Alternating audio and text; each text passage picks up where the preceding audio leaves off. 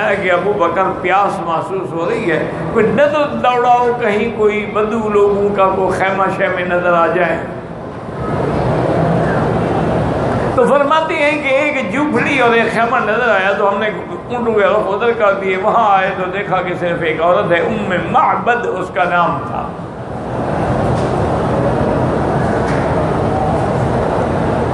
یہ بدو لوگ تھے، صحرا میں رہنے والے۔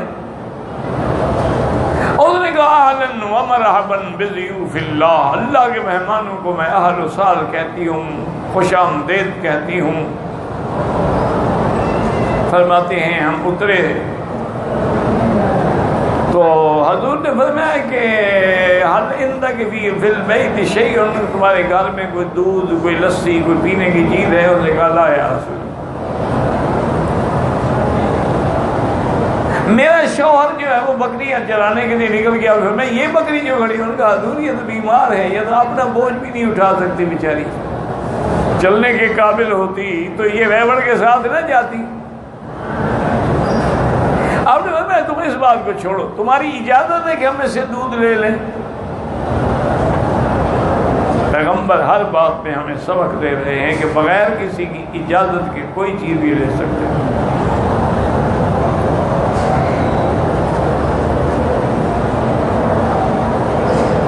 مالک ہے، نہ دے اجازت۔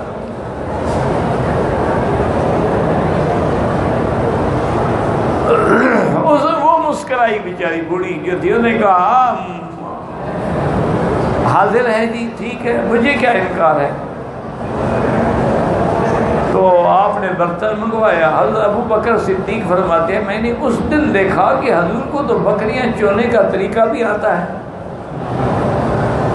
کہ باقاعدہ جیسے بکریاں چوئی جاتی اسی طرح حضور پاؤں کے بل بیٹھے اور برتن کو اپنے دونوں ٹانگوں کے درمیان میں رکھا، اس کی پشت پہ ہاتھ پھیرا بکری کے اور اس کے تھنوں پہ ہاتھ لگایا اور کہا کہ یا اللہ تیرا نبی آج مہمان ہے۔ اللہ صلی اللہ علیہ وسلم۔ ہم اللہ کی کروڑوں نعمتیں کھاتے ہیں پھر بھی نافرمان۔ اللہ کا پیغمبر ہے، اللہ کا نبی ہے، امام الانبیاء ہے، دودھ کے لیے پیاسا۔ حضور صدیق فرماتے ہیں کہ برتن بھر گیا،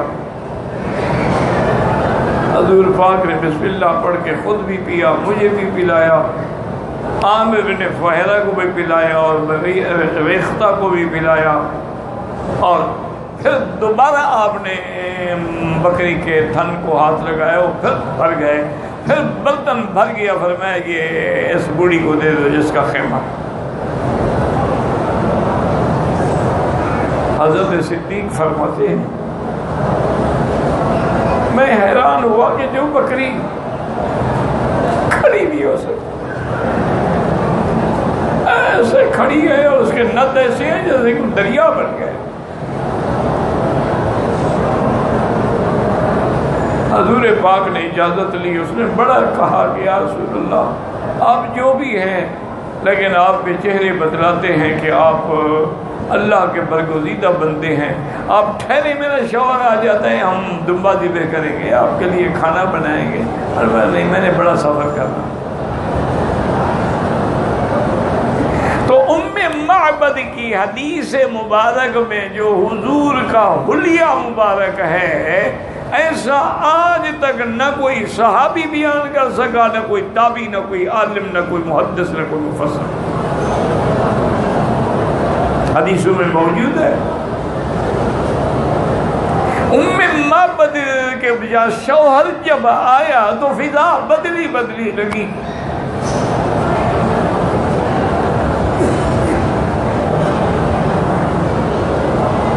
کہ حضور جہاں گزرتے تھے وہاں خوشبو ہو جاتی۔ صحابہ کہتے ہیں ہمیں پوچھنا نہیں پڑتا تھا، وہ گلیاں بتاتی تھی کہ یہاں سے محمد مصطفیٰ گزرے۔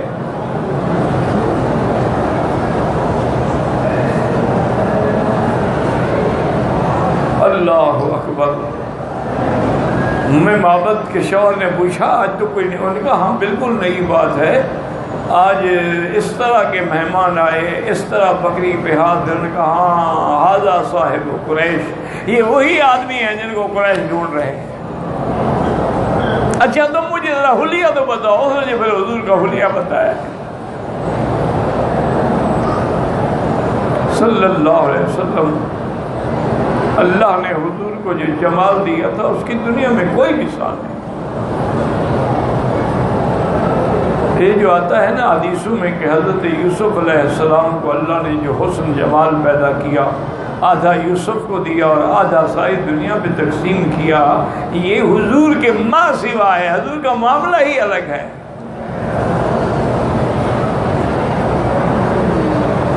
حضور کے جمال کا تو کیا عظیم بات کی تھی حسان نے کہ وَأَحْسَنُ مِنْكَ لَمْ تَرَ قَطُّ عَيْنٌ،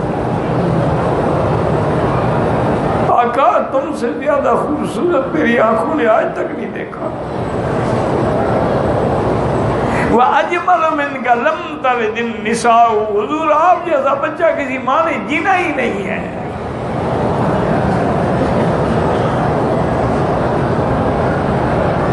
اسی لیے بی بی عائشہ فرماتی تھی کہ زنان مصر نے جمال یوسف سے انگلیاں کاٹ ڈالی، واللہ لو رأین جمال محمد لقطعن قلوبہن، اگر میرے مدنی کا جمال دیکھی تو دلوں پہ چھریاں پھیر دیتی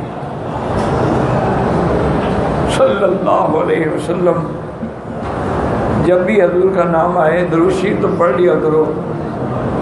آپ لوگ تو پتہ نہیں کس مٹی کے بنے ہوئے ہیں، میں نے تو نہیں سنا کسی سے درود پڑھتا ہوا، پتہ نہیں کیا کرنے آئے ہیں یہاں۔ لا حول ولا قوت الا باللہ۔ حضور نے فرمایا اس سے بڑا بخیل کوئی نہیں کہ میرا نام آئے اور درود نہ پڑھے۔ جس کو حضور فرمایا بخیل، اس کے گھر میں کیا بچے گا صلی اللہ علیہ وسلم۔ سیدہ عائشہ فرماتی ہیں کہ اگر زنان مصر میرے محبوب کا جمال دیکھتی تو دلوں پہ چھریاں پھیر دیتی۔ اور بی بی عائشہ فرماتی ہیں کبھی ایسا ہوتا اندھیری رات ہوتی، میں کوئی چیز سوئی ڈھونڈ رہی ہوتی، حضور مسکراتے تو روشنی ہو جاتی صلی اللہ علیہ یا رسول اللہ، صلی اللہ علیہ یا محمد، یا رب صلی علی محمد۔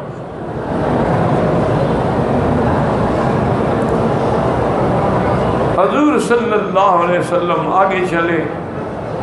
اچھا اللہ کی شان یاد رکھیں کہ ام معبد ہے، اس کا شوہر جو ہے مدینے آگے پھر مسلمان ہوتا ہے۔